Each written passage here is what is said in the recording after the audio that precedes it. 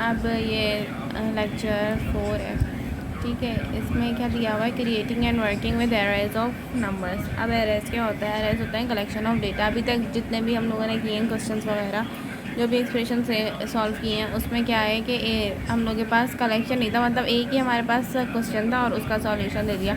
इसमें क्या है कि आपके पास डेटा बहुत ज़्यादा होगा, मतलब एक डेटा नहीं होगा, आपके पास 3-4 वैल्यूज़ एक साथ दी हुई होंगी, तो उसको किस तरह से सॉल्व करना है, ठीक है। यहाँ पर फर्स्ट दिया हुआ है कि एरे किस तरह से क्रिएट करते हैं, ठीक है। एरे अगर हमारे पास एक रो या एक कॉलम का हो तो उसको वेक्टर कहते हैं, ठीक है, अगर सिंगल रो और सिंगल कॉलम हो।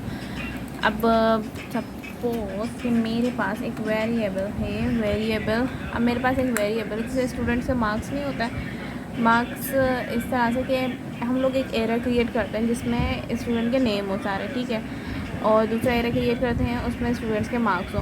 तो ये क्या होगा, मल्टीपल रिकॉर्ड्स होगा, मतलब एक रिकॉर्ड नहीं है यहाँ पे बहुत सारे कलेक्शन ऑफ डेटा है। तो उसके लिए क्या यूज़ करते हैं, एरे यूज़ करते हैं, ठीक है, डेटा को स्टोर करने के लिए। यहाँ पे तो खैर अभी मैं ले लेती हूँ सिंपल 1 2 3।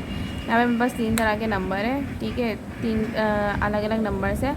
तो ये मैंने एक ही वेरिएबल में मुझे ये स्टोर करते हैं, मुझे एक्स में ही ये स्टोर करने हैं। तो फिर मैं क्या करूँगी, इसका ये एरे मैंने बना लिया है। और ये सिंगल कॉलम सिंगल रो है तो इसको क्या कहेंगे, वेक्टर कहेंगे, ठीक है, अगर सिंगल रो होगी तो यहाँ पे ये इसको प्रिंट करके दे देगा। अगर मुझे सिंगल कॉलम बनाना है, कॉलम के लिए क्या करते हैं कि टर्मिनेटर लगाते हैं, टर्मिनेटर से लाइन ब्रेक हो जाती है। लाइन ब्रेक मतलब कि अभी ये जो आउटपुट आया था मेरा, ये एक ही लाइन में दिया हुआ था, ठीक है, ये 1 2 3 एक ही लाइन में आया। लेकिन अगर मैं टर्मिनेटर लगा दूँगी, सेमीकोलन लगा दूँगी, तो ये क्या करेगा, लाइन ब्रेक कर देगा। मतलब 1 के बाद ये देखेगा कि कॉलन आया हुआ है, यहाँ पे सेमी कॉलन आया हुआ है 1 के बाद, तो ये क्या करेगा, लाइन ब्रेक कर देगा और 1 के बाद नीचे वाली लाइन पे मूव कर जाएगा, ठीक है, करके देख लेते हैं। यहाँ पर ये आएगा, ये कंडीशन इसको चेक करेगा, ये कहेगा 1 लिखना है, ठीक है, 1 लिखना है, और फिर ये देखिएगा टर्मिनेटर है यहाँ पे, तो ये क्या करेगा, लाइन ब्रेक कर देगा, यहाँ पे 1 प्रिंट करेगा, उसके बाद ये पूरी की पूरी लाइन छोड़ देगा, ब्रेक कर देगा लाइन को, और ये सेकंड यहाँ पे आ जाएगा नीचे वाली लाइन पे। फिर ये देखेगा यहाँ पे 2 प्रिंट करना है, 2 प्रिंट कर देगा, और फिर ये टर्मिनेटर को देखेगा तो ये पूरी लाइन ब्रेक कर देगा, और फिर ये नीचे वाली लाइन पे जाएगा, 3 पे आएगा, और फिर 3 के बाद ये बस इतना ही है इसके पास डेटा, तो ये इसने प्रिंट कर दिया, ठीक है। तो ये सिंगल कॉलम है और ये सिंगल रो है।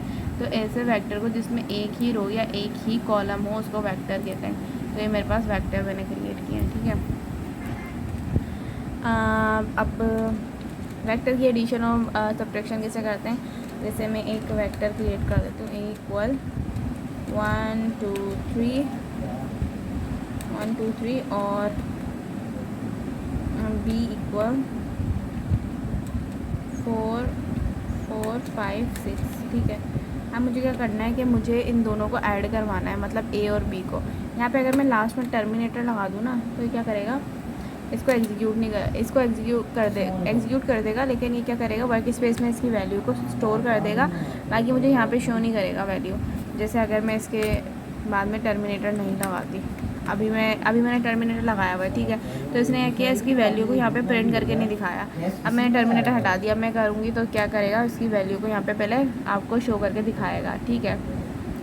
खैर मेरे पास ए और बी की वैल्यू आ गई। अब मुझे क्या करना है, इन दोनों को ऐड करना है। इन दोनों को ऐड करने के लिए मुझे एक और वेरिएबल बनाना पड़ेगा। मैं सी के नाम से एक वेरिएबल बना लेती हूँ, ठीक है, सी के नाम से बना रही हूँ, सम के नाम से बना लेती हूँ कि सम के नाम से एक वेरिएबल मैंने बना लिया, ठीक है। और उसमें क्या करेंगे, ए और प्लस कर दे बी को, ठीक है। अब ये क्या करेगा, ये यहाँ पे आएगा, ये वाली स्टेटमेंट को जब एग्जीक्यूट करेगा तो ये देखिएगा सम का नाम का एक वेरिएबल इन्होंने बनाया, और फिर ये इक्वल करेगा, और यहाँ पर क्या है, ए प्लस बी, ये जाएगा ऊपर, यहाँ पर कहेगा ए की वैल्यू क्या है 1 2 3, तो ये ए की वैल्यू पहले लिख देगा, उसके बाद ये देखेगा कि एडिशन हो रही है इनके बीच में, और बी की वैल्यू देखेगा तो ये है। तो इन दोनों वैल्यूज़ को, इन दोनों एरेस को, इन दोनों वेक्टर्स को ये ऐड करके दे देगा, ठीक है। सम के अंदर इसने क्या लिख दिया, इन दोनों को ऐड करके, ए की वैल्यू क्या है 1 और बी की क्या थी 5, तो 1 + 5 6, 2 + 5 7 और 3 + 6 9, तो इन दोनों की वैल्यूज़ को इसने ऐड करके दे दिया। तो इस तरह से इसकी एडिशन करता हूँ। सब्ट्रैक्शन भी इसी तरह से होगी, सब्ट्रैक्शन के लिए यहाँ पे माइनस लगा दो बीच में, तो ये सब्ट्रैक्शन दे दिया इसने, ठीक है। उसके बाद अगर एक मिनट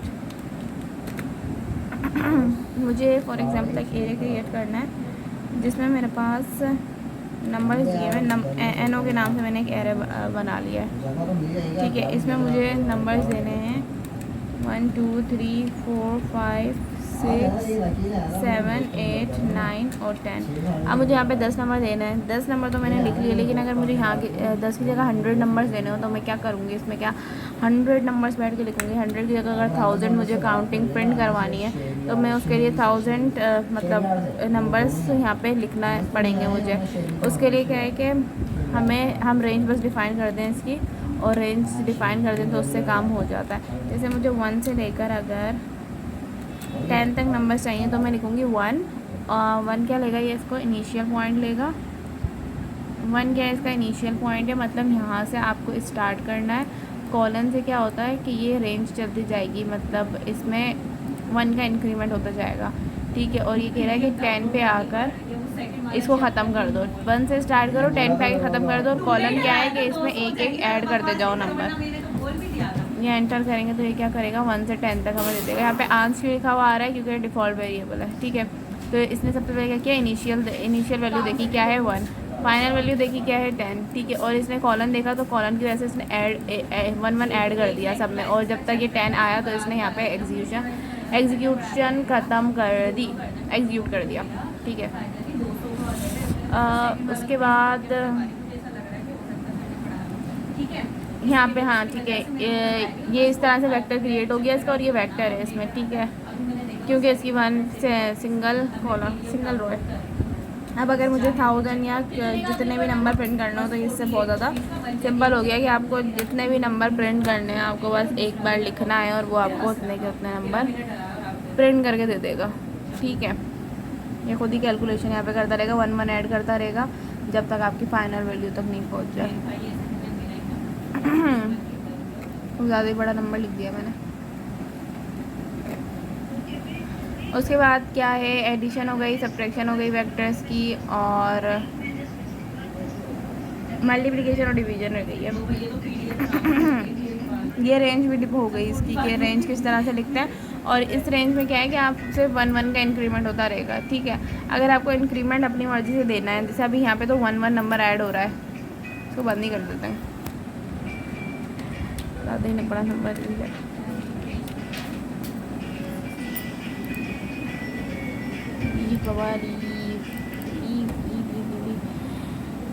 ठीक है, तो कॉलन से क्या होगा, 1 का इंक्रीमेंट करेगा। अगर हमें अपनी तरफ से इंक्रीमेंट करना है, मतलब कि मैं चाहती हूँ कि 1 के बाद एक इंक्रीमेंट ना हो, मतलब दो नंबर्स ऐड होते हैं ना, मुझे मतलब इवन नंबर प्रिंट करना है। मुझे इवन नंबर प्रिंट करना है कि 1 के पास 2 मैं ये चाह रही हूँ कि 1 आए, फिर 4 आए, फिर 6 आए, फिर 8 आए। ठीक है, इस तरह से आए नंबर्स। तो इसमें क्या है कि दो नंबर्स ऐड हो रहे होंगे, वो भी देखेंगे किस तरह से होता है। खैर अभी तो रेंज में ये है कि कॉलन लगाओ बीच में और उसकी रेंज 1 इंक्रीमेंट खुद कर देता है। अभी बस 1 इंक्रीमेंट सीखा है। मल्टीप्लिकेशन और डिवीजन पहले कर लेते हैं, फिर आगे क्या करेंगे। अब मुझे 2 वेक्टर्स की मल्टीप्लिकेशन डिवीजन करनी है। पहले वेक्टर डिफाइन कर लूँ क्योंकि न्यू सेशन है। 1 2 3, एक वेक्टर ये है और y इक्वल 4 4 5 6, एक ये वेक्टर है। ठीक है, एडिशन और सब्ट्रैक्शन कर ली थी। मल्टीप्लिकेशन के लिए क्या है, मल्टीप्लिकेशन के लिए मैं एक वेरिएबल बनाती हूँ मल के नाम से, MUL। ठीक है, मुझे करना है x को डिवाइड करना है y से। देखते हैं क्या आंसर आता है। हो गया डिवाइड, देखते हैं ज़रा क्यों डिवाइड हो गया। कहीं इसमें क्या कर रहा है, इसमें ये कर रहा है कि x इक्वल ये और y इक्वल ये, मल्टीप्लाई में जा रहे हैं और x डिवाइड y देख रहे हैं। तो ये इसको मैथमेटिकली सॉल्व कर रहा है कि डिवाइड y है तो वहाँ पे जाके ये मल्टीप्लाई हो जाएगा, ये जो वेरिएबल है इससे जाके मल्टीप्लाई हो जाएगा और इक्वल कर देगा x के। तो इस तरह से इसको कोई सॉल्व कर रहा है। हमें चाहिए कि ये जो डिक्लेयर किया वेक्टर 2, ठीक है, इन दोनों को आपस में मतलब इसके हर एलिमेंट को डिवाइड करता जाए, तो उसके लिए डॉट लगाना होगा यहाँ पे। मतलब वेक्टर्स की मल्टीप्लिकेशन या डिवीजन के लिए हमें डॉट इसलिए लगाना होता है, वरना इसको मैथमेटिकली सॉल्व कर देता है। जैसे मल है, मल वेरिएबल है, इसमें मैं अब डॉट के साथ लगाती हूँ। डॉट के साथ लगाऊंगी ना तो इसने हायर वैल्यू को किया है, इसने 1 को डिवाइड किया 2 से 0.5 आ गया, 2 को 1 से किया तो ये आ गया और 3 को 0 से इन्फिनिटी आ गया। ठीक है, अगर मैं इसके बगैर लगा रही थी, डॉट के बगैर अगर मैंने एक्सप्रेशन लिखी थी तो उससे क्या आ रहा था, उससे ये मैथमेटिकली इसको सॉल्व करके ये कोई आंसर दे रहा था। लेकिन अगर मुझे हर एलिमेंट को अलग अलग डिवाइड करके करना है तो इसको डॉट लगा कर लिखना होगा। इसी तरह से मल्टीप्लिकेशन के लिए है, मल्टीप्लाई लगाएंगे विथ डॉट।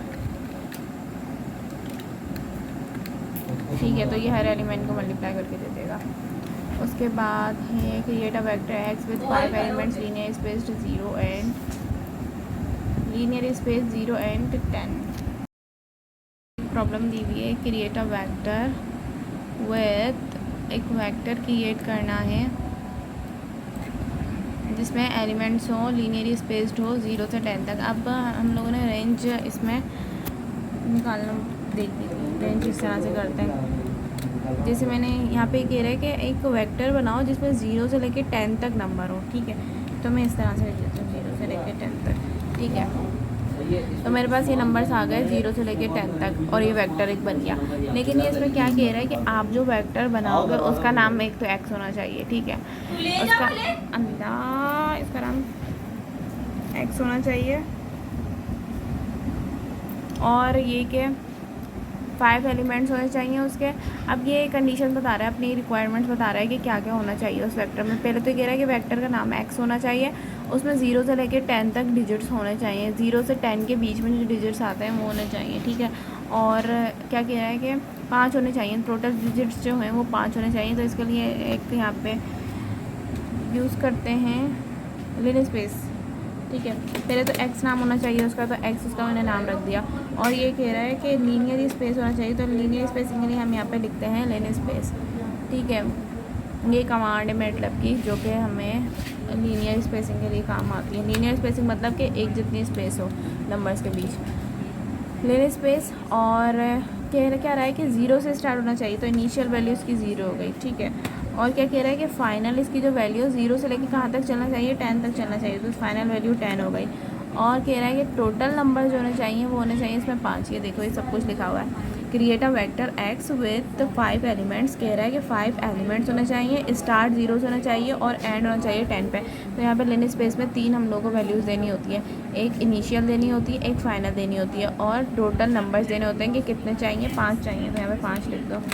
तो ये क्या करेगा, यहाँ पे ब्रैकेट गलत लगा दी, ये यहाँ पे एक आपको वेक्टर बनाकर दे देगा और उसमें इक्वल स्पेसिंग कर देगा। वो स्टार्ट करेगा उसको 0 से, एंड करेगा उसको 10 पे, लेकिन बीच में उसके टोटल उसके नंबर्स होंगे 5, और फिर उसी हिसाब से ये इसको स्पेसिंग दे देगा। ठीक है, 2.5 की स्पेस दी है इसने सबको, तो यहाँ पर ये वेक्टर बन गया है।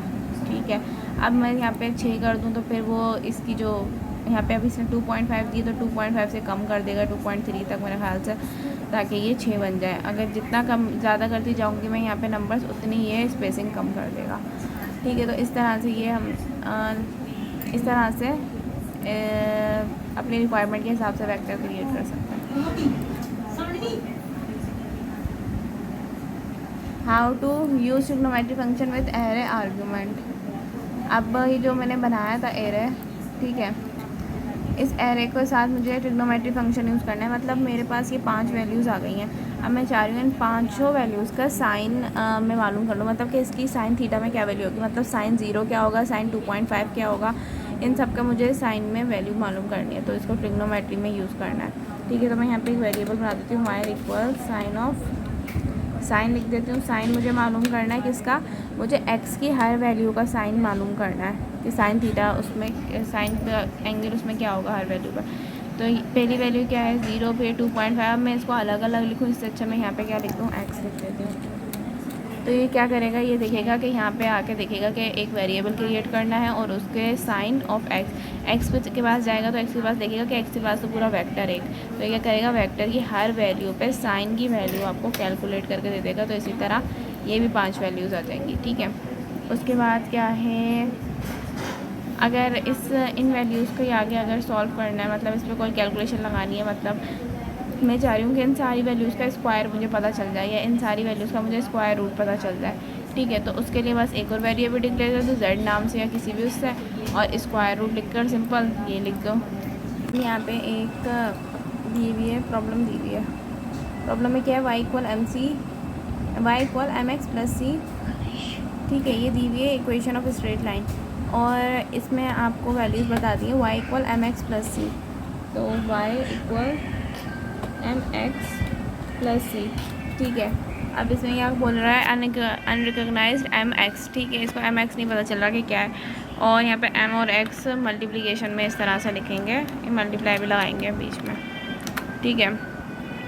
अब इसको कह रहा है कि एम यहाँ पे वेरिएबल जो है इसकी वैल्यू नहीं है, इसके पास एक्स की भी वैल्यू नहीं है और सी की भी वैल्यू नहीं है, तो हमें ये तीनों वैल्यूज इसको देनी है। प्रॉब्लम पढ़ते हैं, उसमें लिखा हुआ है the equation of the straight line is Y equal M x plus C where M and C are the constant, compute the Y coordinate of a line with slope M. कह रहा है कि वाई हमें क्या बनाना है, straight line की equation, इसके स्लोप दिया हुआ है m इक्वल 0.5 और c की वैल्यू दी हुई है -y, और y कोऑर्डिनेट पे इसकी वैल्यूज़ हमें फाइंड करनी है, और x की पूरी रेंज दी हुई है। तो ये वैल्यूज़ पहले डिक्लेयर करते हैं, इसको बताते हैं कि भाई ये वैल्यूज़ ये है इसकी, ये इनिशियलाइज होते हैं वैल्यूज़ देते हैं वेरिएबल को, उसको कहते हैं इनिशियलाइजेशन ऑफ वेरिएबल। तो मुझे क्या करना है, m को वैल्यू देनी है m इक्वल 0.5, यहाँ पर मैंने लिख दिया कि m की वैल्यू ये है, ठीक है। उसके बाद मुझे देनी है x की वैल्यू, ठीक है, क्योंकि यहाँ पे ये जो फार्मूला दिया हुआ है ना, ये जो दिया हुआ है y equal M x plus c, तो इसको ये समझाना है कि इसमें m, x और c क्या है, इसको ये समझ नहीं आ रहा है। तो इसको समझाने के m की वैल्यू दे दी, x की वैल्यू दे दी, x की वैल्यू मैंने दे दी इसको जो हमें दी हुई है, x की छोड़ पहले c की देते हैं, x की पूरी रेंज की मैंने, क्योंकि c की वैल्यू देते हैं -2, ठीक है। m और c की वैल्यू दे दी, और x की यहाँ पे क्या दी हुई है, अब x की वैल्यू इस प्रॉब्लम में दी हुई है, पूरी रेंज दी हुई है, ठीक है। और तो इसके लिए हमें क्या करना होगा, वेक्टर की एक क्रिएट करना पड़ेगा। ये वेक्टर बना लिया, इसके अंदर सारी वैल्यूज़ लिख देते हैं जो कि गिवन है, 1.5, उसके बाद 3, फिर 4, फिर 5, फिर 7, फिर 9, फिर 10। इसमें मैंने रेंज में क्यों नहीं लिया, रेंज में इसलिए नहीं लिया क्योंकि इक्वल स्पेसिंग नहीं है इसमें, ठीक है। रेंज में कब लेते हैं हम लोग, जब इक्वल स्पेसिंग हो, तो ये इक्वल स्पेस नहीं था इसलिए इसको खुद लिखना पड़ेगा। ये आ गई वैल्यूज़, ठीक है। अब ये जो एक्सप्रेशन थी ऊपर y equal M x plus c, इसको ये करते हैं, तो इसने इसको कर दिया है एग्जीक्यूट, ठीक है। इसके आंसर दे दिए इसने। पहले क्या कह रहा था, अनरिकग्नाइज, क्योंकि हमने इन तीन की वैल्यूज़ डिफाइन नहीं की थी, अब इसको पता चल गई है इनकी वैल्यूज़, तो इसने आंसर दे दिया। और इसके क्या करना है, हमें ग्राफ भी बनाना है। ग्राफ बनाने के लिए क्या लिखेंगे, प्लॉट एक्स की जितनी भी वैल्यूज़ हैं उन पे जो वाई की वैल्यू हमें पता चली है उसका ग्राफ बना दो। तो मैंने सिंपल लिख दिया प्लॉट एक्स वाई, तो ये ग्राफ विंडो ओपन करेगा और यहाँ पे आपको ग्राफ बना कर दे देगा, ठीक है। बस यहाँ पे लिखना है और ये खुद ही करके दे देगा, प्लॉट एक्स वाई का ग्राफ कर दिया। अब नेक्स्ट क्वेश्चन इसका ये है कि क्रिएट करो एक वेक्टर टी के नाम से जिसमें 10 एलिमेंट्स होने चाहिए जो कि 1 से लेकर 10 तक जाए, ठीक है। और कंप्यूट करो एक ये जो है इक्वेशन जो दी हुई है, इसको रन करके देखो ये कहाँ हुआ है, ठीक है। तो सबसे पहले हमें एक वेक्टर बनाना है टी के नाम से, टी इक्वल जिसमें एलिमेंट्स हो 10, ठीक है, 1 से लेकर 10 तक। तो 1 से लेकर 10 तक इसके अंदर एलिमेंट्स होंगे। यहाँ पे मैंने रेंज में लिख दिया क्योंकि ये खुद ही इंक्रीमेंट कर देगा, 1 से 10 तक ही हमें चाहिए। फर्स्ट एक्सप्रेशन इसकी लिखते हैं x equal T into sine of T, ठीक है। तो यहाँ पे ये एरर दे रहा है, यहाँ पे एरर दे रहा है इसका मल्टीप्लिकेशन ऑपरेटर को। ये क्यों दे रहा है एरर, क्योंकि यहाँ पे मैंने वेक्टर बनाया हुआ है, टी एक वेक्टर है यहाँ पे, ठीक है। वेक्टर की हम लोग मल्टीप्लिकेशन कैसे करते हैं कि हम लोग डॉट लगाते हैं उसके साथ, यहाँ पे डॉट नहीं लगाया इसलिए यहाँ पे एरर दे रहा है, ठीक है। यहाँ पे आप डॉट लगाएंगे तो फिर ये इसकी सारी वैल्यूज़ पे साइन ऑफ टी दे देगा, ठीक है। उसके बाद नेक्स्ट है y इक्वल, अब इसको एक ब्रैकेट में करके लिख देते हैं t-1, और ये भी हमारे पास क्या हो रही है, वेक्टर की डिवीज़न हो रही है, तो डॉट के साथ डिवीज़न करेंगे। चलो खैर इसको एग्जीक्यूट करते हैं तो ये आ जाएगा, ठीक है इसका भी। और तीसरी इक्वेशन है Y Z equal sine T पर स्क्वायर और डे डॉट डिवाइड टी पर स्क्वायर। इसको क्यों नहीं बुला रहे? ठीक है, क्या हो गया अब ये एरर दे रहा है, ये एरर क्यों दे रहा है, कैप पर एरर दे रहा है, बस के सही है। इसको किस तरह से किया हुआ है सर ने, साइन, अच्छा डॉट आएगा यहाँ पे, ये कैप के साथ है ना डॉट आएगा, इसलिए ये नहीं हो रहा। डॉट लगा दो भाई, सही है। जहाँ जहाँ रेंज दी हुई है वहाँ पे ऑपरेटर्स को यूज़ करते हुए ख्याल रखें। हो गया ये, ठीक है, ये तीनों एक्सप्रेशंस हो गए इसकी।